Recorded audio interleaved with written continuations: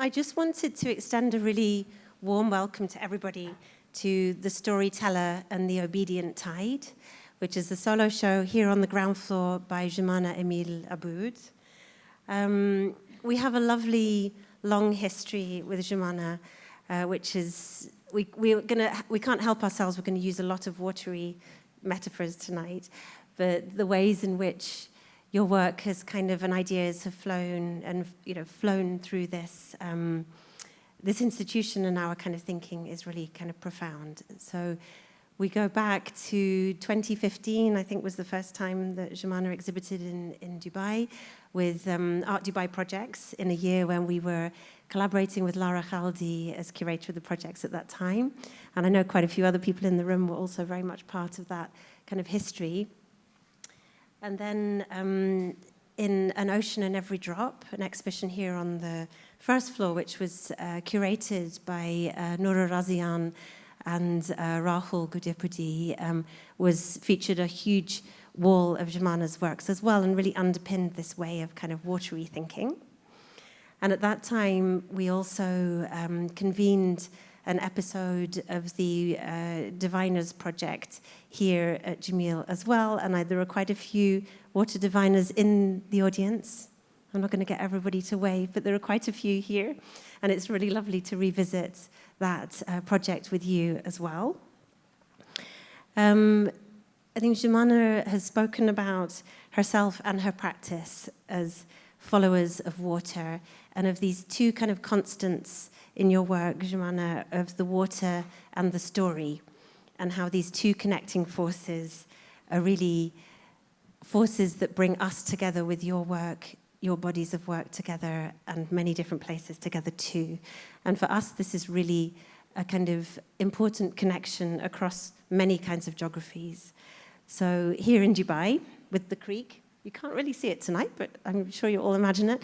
And really when we began thinking about Jameel Arts Centre 10 years ago, it was really the ebb and flow of the water in the creek that we thought could underpin our institutional thinking, and that's always stayed with us from day one. The other point of connection that Jumana has and is very prevalent in this show is with the V&A in London, where Jumana undertook a fellowship and looked at works in glass in the collections of the V&A, and then produced these incredible works in Gallery 2 that you'll see here. And a shout out to Rachel Dedman, who's the curator at the V&A, who very much part of that kind of process. Ironically, Noura Razian is in Riyadh tonight, and Rachel Dedman is in Jeddah. We're here in Dubai, anyway, everyone's connected by water in all these places too. And in Japan, which is another big touch point for us here at Art Jameel too, you'll see works in the exhibition that Jumana has kind of woven together these tales from Japan and tales from Palestine, and found these kind of connecting points through them as well. And then, of course, the most fundamental connection, and the last one to mention, is with Palestine itself, where Jumana is from, and where the mythologies and stories and the land and the water are completely rooted and grounded throughout her work. And we feel very lucky to touch Palestine through your work. Thank you for bringing it here. And I think just alongside geographies, Jumana also connects all of us humans as well in many, many ways. She's a collaborator and a connector through and through, and I think all the water diviners will pay testament to that. And the ways of bringing together these different communities of people through watery thinking is something very, very special. And she's invited some artists to be part of her show as well, as part of that kind of collaborative spirit, but I think Indranjan will talk more about that as well. I'm going to hand over in a minute to Indranjan, who is the curator of the exhibition, to talk a little bit more about Jumana's work. And then after that, we'll be really lucky to have this chair, which looks kind of very lonely here, but soon will be occupied by Jumana as well, who will deliver one of her amazing performances. Before I hand over to Indranjan, I just want to say thank you so much to you. Really wonderful process, I think, of working on this show with Jumana, and the exhibitions come together so beautifully. And a shout out to the Art Jameel team that worked on the show as well, with Zain, Bahemil, to Giacomo, Zahra, Omar, Dina, Yazan, Nasif, and Kutuf, and all the team here at Art Jameel. Thank you so much. Hi, everyone. Welcome once again. I think the process of working with Jumana on this show as the curator has been a very special one. She is more than an artist, she's a storyteller first. So in the process of the research, it was funny because she would keep talking about stories and stories and more stories and stories within stories. It was like listening to the Arabian Nights tale, you know, and the stories wouldn't end. And I would think about, okay, story A matches up to artwork A, and then we could do the storyboarding with artwork storyboarding. And then I realized that that's not how her brain works. Each work is a condensation of many stories, where we sort of decided that this entire exhibition will focus on her new body of work while weaving together the older bodies of work. The new body of work is informed by her research in northern Japan and by her research during the V&A Fellowship, where she developed these glass works in collaboration with CIRVA, the Center for International Glass and Plastic Arts in Marseille. So that becomes a core of the show, along with just exploring works with her engagement with landscape, enchantments of the landscape, how water and land is magical, is enchanted, and how we can think about a return not only to the past, but also thinking about future of folktales, future of storytelling, and how it can unify us and our bodies with the land once again in new ways. I think Jumana's work, as the title says it very beautifully, is thinking about what the tide leaves when it recedes, what the fragments are that it leaves when it recedes. And Jumana has been able to visualize that so beautifully that I think we did very little, to just push that and navigate that story to making it into this exhibition, because she's such a brilliant and a magical storyteller herself. Tonight, we will begin this exhibition and open this exhibition with her performance. The performance is, again, a performative storytelling, which is titled A Letter to the Tide. Just one note before we open this exhibition with the performance. The landscape becomes important in many ways, and one of the ways to maybe navigate the show after the performance, and you're encouraged to do that after the performance, is to think of the landscape appearing to us and with us in three very particular ways. The first gallery is about traces. You're introduced to a particular landscape, a Palestinian landscape, and then you're introduced to its traces, what the landscape leaves behind. In the second room, you will automatically encounter her material research with glass and what it does to reflection of water, reflection of land. And the third is a performative video of a vow that she performs with the land, a ritual that reenacts lost rituals, lost communities. So these are the three main ways, and many more, that the landscape appears and reappears in this story. And we encourage you to imagine the exhibition as a landscape itself, and you become the storyteller. The storyteller and the obedient tide is not just the relationship of the storyteller, the artist, with the tide and the landscape, but you as the audience, as the storyteller. Over to Jumana for her performance storytelling. Thank you so much again. Hi everyone, welcome. It's so good to see so many beautiful, familiar faces. I love you all for making it tonight. I know traffic was really bad. I'm a bit nervous. I'm really sorry about that, but okay. So, I'm going to read Letter to a Tide, and it should be maybe about 10, 12 minutes, and then I'll set you free to see the exhibition. Before I start, I think I also want to say a huge thanks to everyone here at Art Jameel, everyone who's been part of making this exhibition possible. And yeah, I love you all. Thank you. Dear Tide, obedient? Who do you obey when it is not the moon that you obey? Dear Tide, I recently met a man at a wedding, and he had a habit of jumping into wells. From deep inside the well, wet or dry, he would say, one can truly hear the voices of the earth and sky. Dwellers of water not only drink from it, but they find themselves possessed by it, by the water. From inside the well, he'd continue to say, from inside the well, you might hear hearts pulsing, pulsing and pulsating hearts. I interrupted him for a second to ask him, what did you just say? Did you say pine hearts, like as in pine trees? No, no, no, no, no. Hearts, not pine, hearts. Any heart, all hearts. And not only one, not a specific one, many.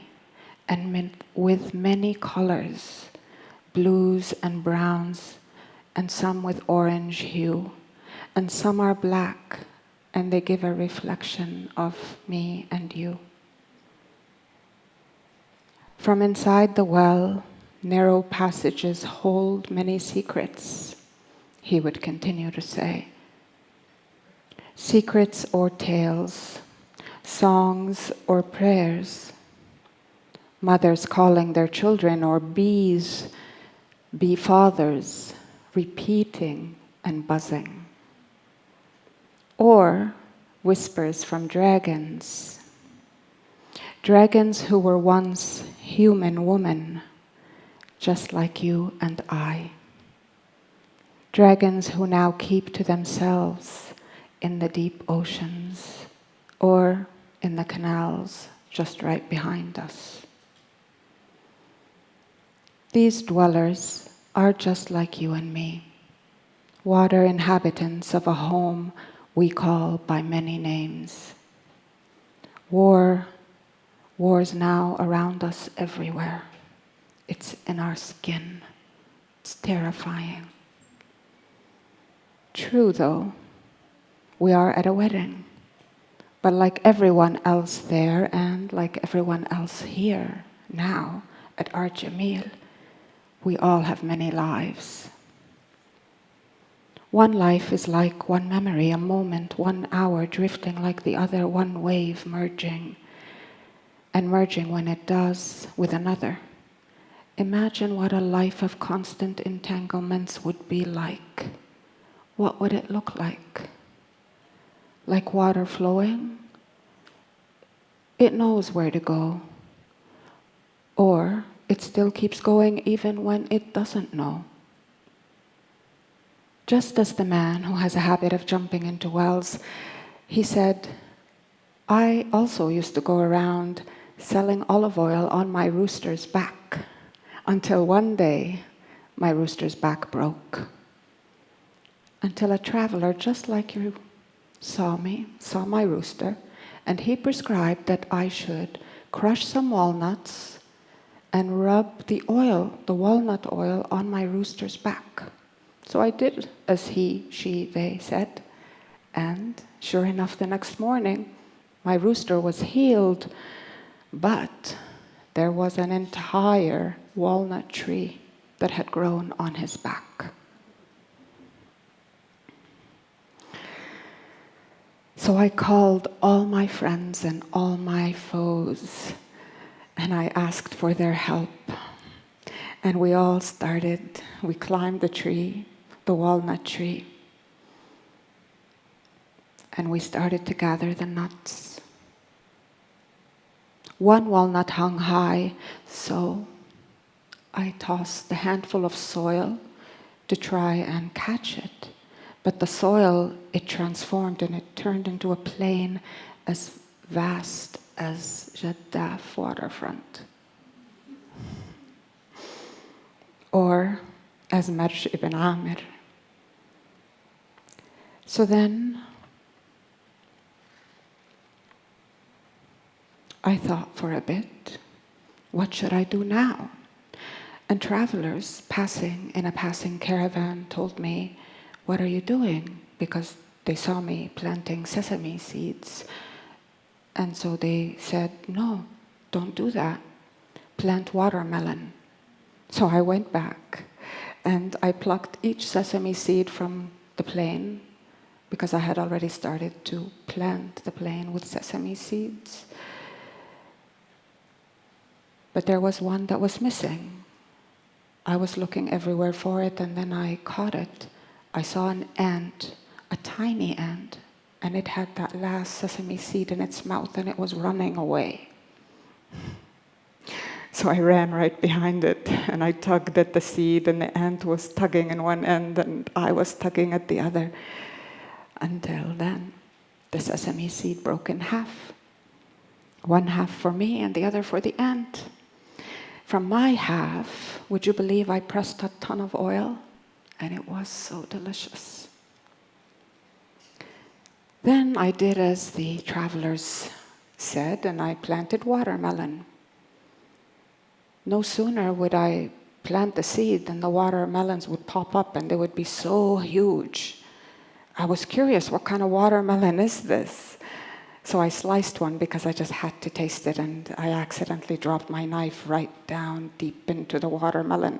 So I did as any one of you would have done, and I jumped inside the watermelon right after it. And I found myself right inside a butcher's market. Oh, you don't want to do that. I found my knife, though, with a butcher, and I had to wrestle the butcher for it. I snatched it back, and I quickly hurried out as fast as I could. And I came directly back here to you, beautiful, kind listeners who were stuck in traffic and wanted to come and see the show, The Storyteller and The Obedient Tide. And I came right back to you. And I ask you, what do you do when the tide brings you what it brings you?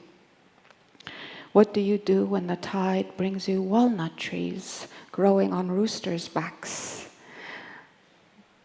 But maybe it's silly for me to expect you to answer such a question, because this question is, in fact, it has a home, and that home is in folktales.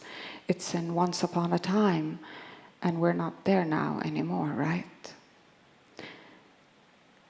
But we are a prism with an M, reflecting light, reflecting dark, reflecting love or hate, reflecting taste, reflecting loss, reflecting family, reflecting joy, reflecting hope, looking at each other in mirrors and through vessels, seeking whatever version of the divine we can find to follow. Someday we too will be in that once upon a time. And they will speak about us, and they will start first by saying once. They will refer to us as ones, you and me. It's not about the past, though, my work, dear tide. The past details, they're used so that they can push us forward. How do they push us forward when we are carrying the weight of the past? Well, the weight, it asks us in urgency to carry it forward to the present, no? It's an insistence. It's a dance like you, the dance of the tide. It comes forward, it moves back. Now, it's moving back. Back to the gathering, which may or may not have been a wedding, where I met the one who jumps into wells, dressed in story and in sound. It was there too that I met two sisters, one who had shed her skin on account of her rage, and the other who witnessed it. Though she, the witness, she also had her own story to share and tell. The story that I want to share with you is the one about the sister who had a story to tell about her rage.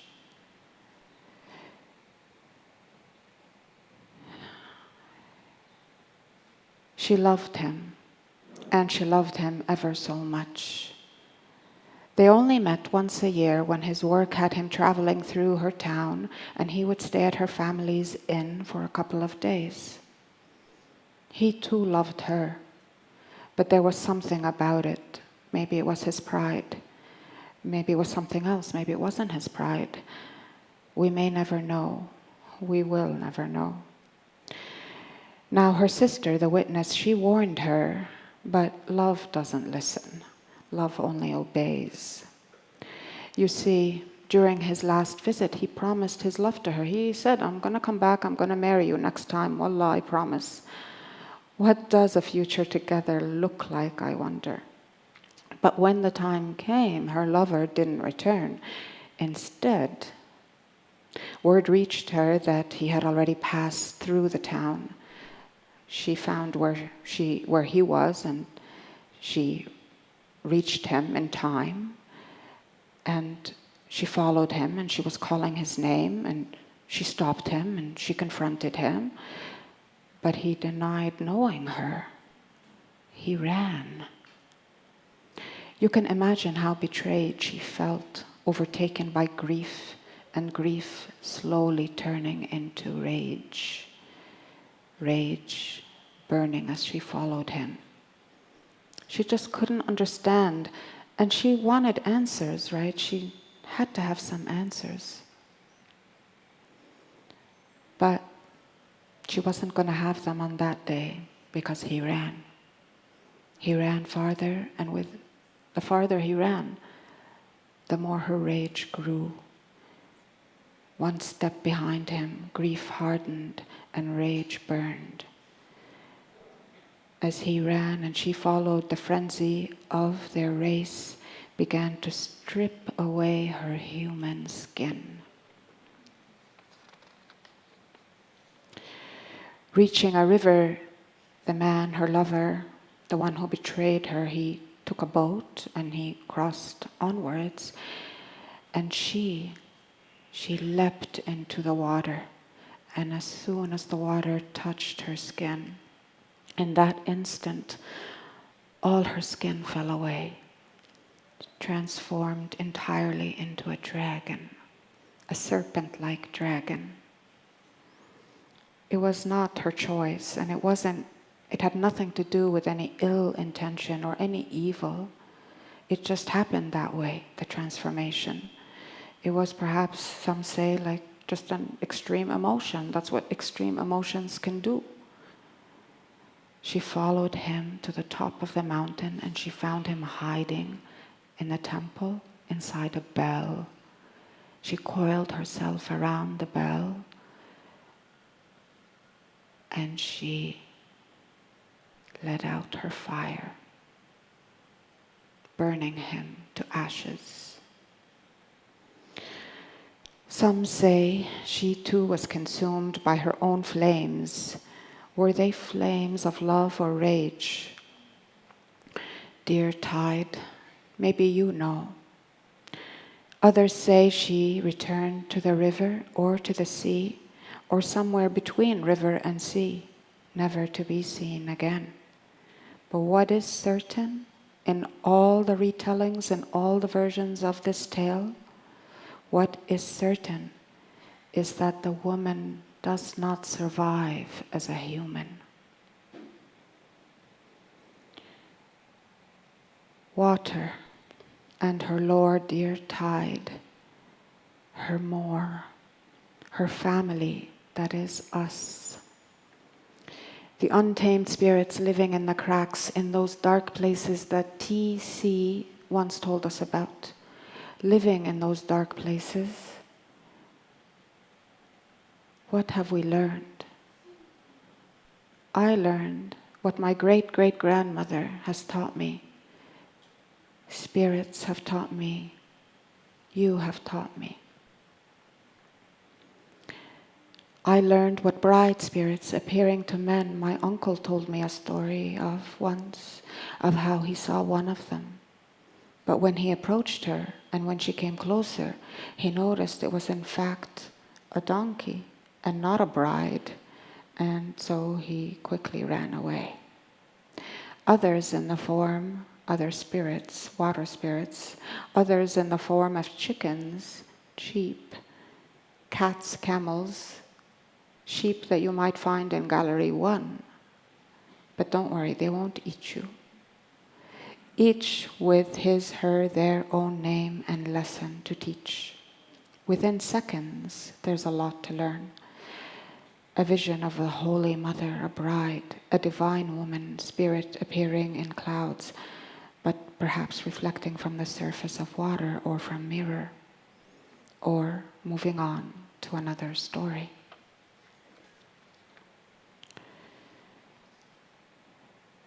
They shall be told, and their names shall be remembered, because they are us, and we want to be remembered, don't we? Deep well in the earth, dear tide, inhabiting, living in one or more caves. This is us, but we don't live in caves. We inhabit water, we inhabit story, birds, mirrors, shells, and keys of return we inhabit also. Birds and birdsong, seabeds, oaks across generations, roosters and their walnut trees. Who still drinks from the water spring? Who comes, dear tide, here to see you? Or there, out at night, away from human gaze, where water is stronger? Who hears the wild dogs intensifying? Who hears mothers crying silent now, drawing water, عين الشاحون, charged or charging? Now I ask you, how do you draw water? How do you draw water, dear tide? Do you summon your words from sweet or savory pools? Do you use your words like a bridge extending from one end of trauma to another? In Ain Kenya, they have their ways. Dear friend, there's a landscape that's suffering, and a body of water that is I, between us, them, you, desperately seeking our attention. And we respond by living between extremes, neither in the past nor in the present, but between feasting and fasting. Hunger strikes us, not once or twice, but 3 times fold. I find a dandelion, the kind ready for the wishing, growing, roaring, humming, and all other sounds and words to describe them. I find a dandelion, and I call out their names. They are my sisters. You are an endangered water source, and I will continue to speak your name. And the tide, dear tide, take my words to the other end of the universe, please and thank you.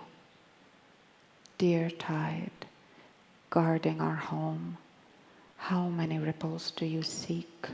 How many ripples do you strip away from my mouth before I too am no longer human? But I have hopes for you. So will you visit me soon? Will you be part of my story? Thank you.